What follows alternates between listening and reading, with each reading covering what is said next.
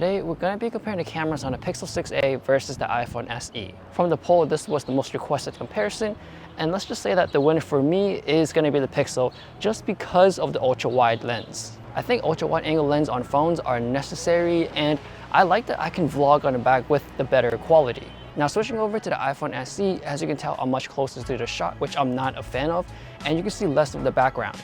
And for framing, I'm less worried with the ultra wide because I know most of my face will be in the shot, or pretty much my whole face. Whereas on the iPhone, I'm pretty sure some part of my head will be cut off.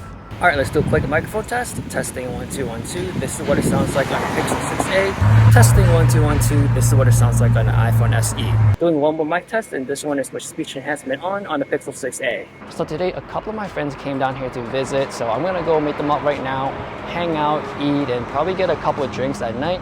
So majority of the time I want to just hang out with them and have fun. So I'll be taking a bunch of samples and just give you my thoughts through voiceovers on this video.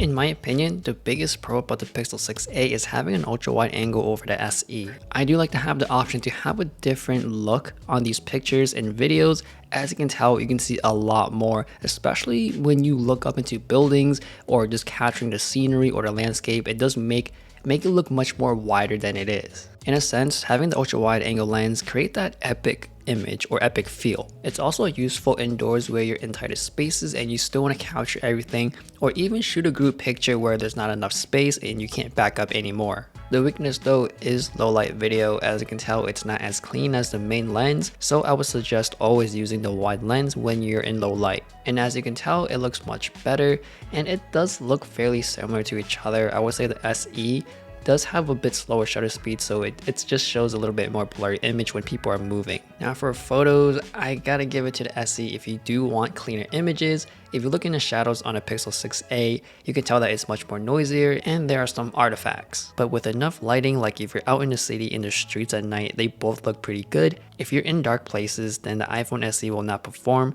It is darker and it doesn't have night mode, so you're stuck with a dark picture, and sometimes you have to be really still to capture the image. If not, then it will come out blurry.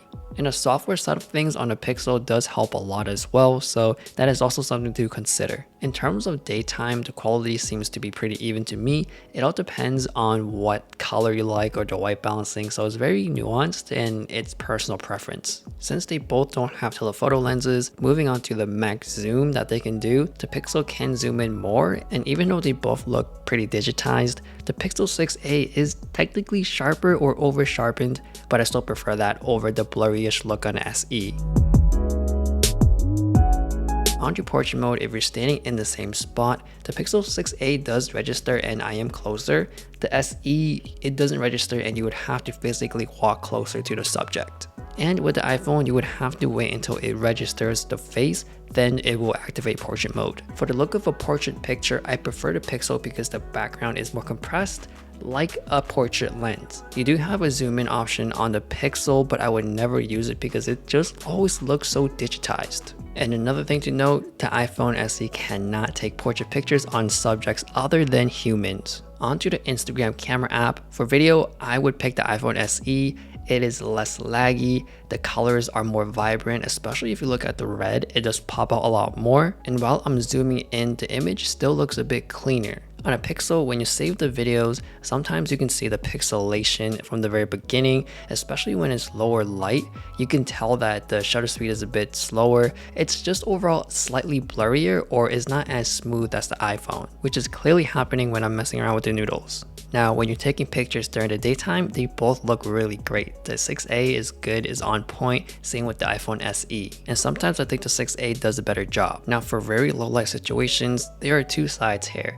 The Pixel 6a is brighter, so I feel like a lot of people would tend to gravitate towards that picture, but the SE is cleaner and sharper. So overall, they both have their own weaknesses and pros, so it really depends on what you prefer. In general, both of these phones will do fine on a day-to-day basis, but for me, I would prefer to have a phone with an ultra-wide angle lens just to have that option in those in-case moments, even if it doesn't perform as clean or as clear. For everything else, given that these phones are pretty much in the same price range, the Pixel 6a honestly does give you the better value for your money. So let me know your thoughts. Thanks for watching, and I'll see you guys later.